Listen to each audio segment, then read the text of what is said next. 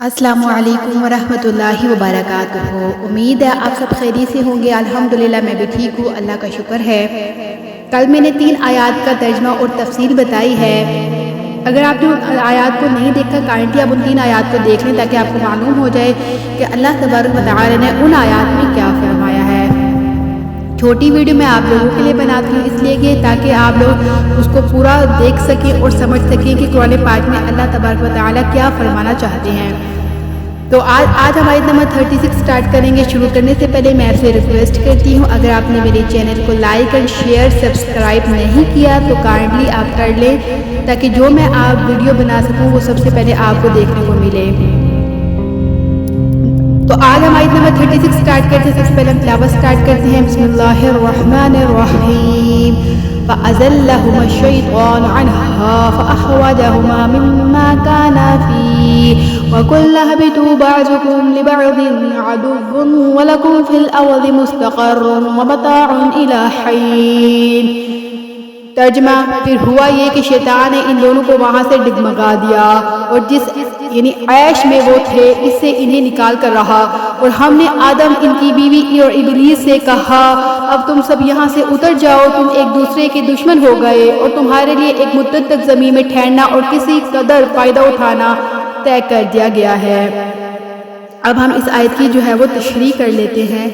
यानी शैतान ने इन्हें बहका कर इस दरख्त का फल खाने पर आमादा कर दिया और बहाना ये बनाया कि यूं तो ये दरख्त बड़ा मुफीद है क्योंकि इसको खाने से अबदी ज़िंदगी हासिल हो जाती है, लेकिन शुरू में आपको इसलिए मना किया गया था कि आपकी जिस्मानी कैफियत इसको बर्दाश्त न कर सकती थी।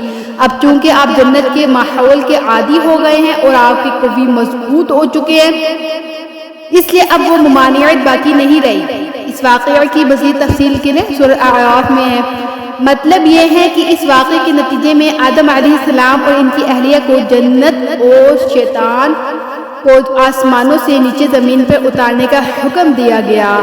साथ ही ये बता दिया गया कि इंसान और शैतान के दरमियान रहती दुनिया तक दुश्मनी जो है वो कायम रहेगी और ज़मीन का ये क़याम एक मुअय्यन मुद्दत तक होगा जिसमें कुछ दुनियावी फ़ायदे उठाने के बाद सबको बिलाखिर अल्लाह ताला के पास दोबारा पेश होना होगा।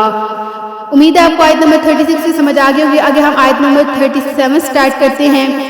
फ़तलक़्क़ा आदम मिन रब्बिही कलिमातिन फ़ताब अलैहि इन्नहु हुवत-तव्वाबुर रहीम। फिर आदम ने अपने परवरदिगार से तौबा के कुछ अल्फाज सीख लिए जिनके ज़रिए उन्होंने तौबा मांगी, चुनांचे अल्लाह ने इनकी तौबा कबूल कर ली। बेशक वो बहुत माफ़ करने वाला मेहरबान, बड़ा मेहरबान है। इस आयत की तशरीह करते हैं। इस आयत की तशरीह जो है वो लंबी है। ये है कि मैं आपको समझाती हूँ। जब आदम अलैहिस्सलाम को अपनी गलती का एहसास हुआ ना तो वो परेशान हो गए, लेकिन समझ में नहीं आ रहा था कि अल्लाह ताला से किन अल्फाज में माफ़ी मांगे, इसलिए ज़ुबान से कुछ निकल ही नहीं रहा था। अल्लाह ताला ने दिलों के हाल से, अल्लाह ताला जो कि दिलों के हाल से बाखूब वाकिफ़ हैं और रहीम और करीम भी है, इनकी इस कैफियत के पेश नज़र खुद ही इनको तौबा के अल्फाज सिखाए। ठीक है, वैसे आयत में है ना सिर्फ अल्फाज सिखाए तौबा के। सूरत अल-अराफ में मज़कूरा अल्फाज हैं, क़ाल रब्बना ज़लमना अनफुसना व इल्लम तग़फ़िर लना, यानी ए हमारे परवरदिगार हम अपनी जानों पर जुल्म कर गुजरे हैं और अगर आपने हमें माफ़ ना फरमाया और हम पर रहम ना किया तो हम बर्बाद हो जाएंगे। इस तरह अल्लाह ताला ने ज़मीन पर भेजने से पहले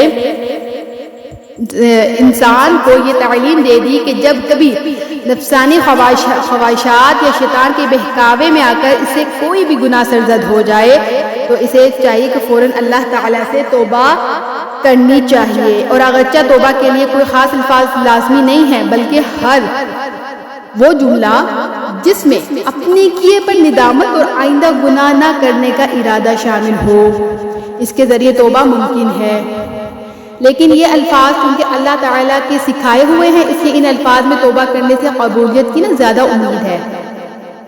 ठीक है, अल्लाह ताला ने शुरू में ही आदम अलैहिस्सलाम को ज़मीन पर अपना नाइब बनाकर भेजने के पैदा फरमाया था وہ اللہ تعالیٰ نے فرمایا تھا کہ میں زمین میں ایسی مخلوق پیدا کرنے والا، تو وہ فرما رہے ہیں نہیں، شروع میں اللہ نے اپنا نائب بنا کر زمین میں بھیجنے کے لیے اللہ آدم علیہ السلام کو پیدا فرمایا تھا، لیکن زمین پر بھیجنے سے پہلے انہیں نا جنت میں رکھنے اور اس کے بعد کے واقعات کا تقوینی مقصد بظاہر یہ تھا کہ ایک طرف حضرت آدم علیہ السلام جنت کی نعمتوں کا خود تجربہ کر کے دیکھ لیں کہ ان کی اصل منزل کیا ہے، اور زمین پر پہنچنے کے بعد اس منزل کے حصول میں کس قسم کی رکاوٹیں پیش آ سکتی ہیں اور ان سے نجات پانے کا کیا طریقہ ہوگا.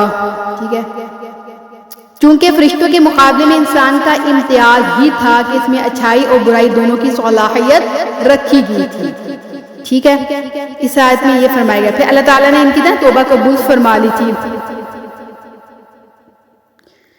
اور اسی طرح عیسائی عقیدہ کی تردید فرمائی گئی، جس کا کہنا یہ تھا کہ آدم علیہ السلام کا یہ گناہ ہمیشہ کے لیے انسان کی سرشت میں داخل ہو گیا، جس کے نتیجے میں ہر بچہ ماں کے پیٹ سے گناہگار پیدا ہوتا ہے. یہ عیسائی کا عقیدہ تھا. اور اس مشکل کے حل کے لیے اللہ تعالیٰ کو اپنا بیٹا دنیا میں بھیج کر اسے قربان کرنا پڑا. یہ عیسائی کا عقیدہ تھا تاکہ وہ ساری دنیا کے لیے کفارہ بن سکے. قرآن کریم نے دو الفاظ میں اعلان فرما دیا کہ اللہ تعالیٰ نے ان کی توبہ قبول فرمائی، اس لیے نہ وہ گناہ باقی رہا تھا، نہ اس کے اولاد آدم کی طرف منتقل ہونے کا کوئی سوال ہے، کیونکہ اللہ تعالیٰ کے قانون عدل میں ایک شخص کا گناہ کا بوجھ دوسرے کے سر پر نہیں ڈالا جا سکتا. آگے ہمارے نمبر 38 کا جو ہے وہ تلاوت کرتے ہیں. قُلْ اهْبِطُوا مِنْهَا جَمِيعًا فَإِمَّا يَأْتِيَنَّكُم مِّنِّي هُدًى فَمَن تَبِعَ هُدَايَ فَلَا خَوْفٌ عَلَيْهِمْ وَلَا هُمْ يَحْزَنُونَ. ہم نے کہا اب تم سب یہاں سے اتر جاؤ، پھر اگر میری طرف سے کوئی ہدایت انہیں پہنچے تو جو لوگ میری ہدایت کی پیروی کریں گے ان کو نہ کوئی خوف ہوگا اور نہ وہ کسی غم میں مبتلا ہوں گے. ٹھیک ہے، اب یہاں پر بتایا گیا جو جنت سے نکالنے کا حکم پھر دہرایا گیا تھا نا، تو اس سے یہ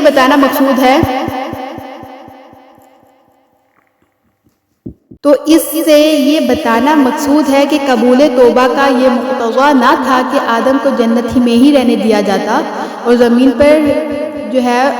پر نہ اتارا جاتا.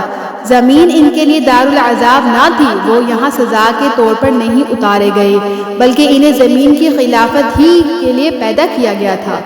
جنت ان کی اصلی جائے قیام نہ تھی، وہاں سے نکلنے کا حکم ان کے لیے سزا کی حیثیت نہ رکھتا تھا. اصل تجویز تو ان کو زمین ہی پر اتارنے کی تھی، البتہ اس سے پہلے ان کو اس امتحان کی غرض سے جنت میں رکھا گیا تھا جس کا ذکر اوپر کیا گیا.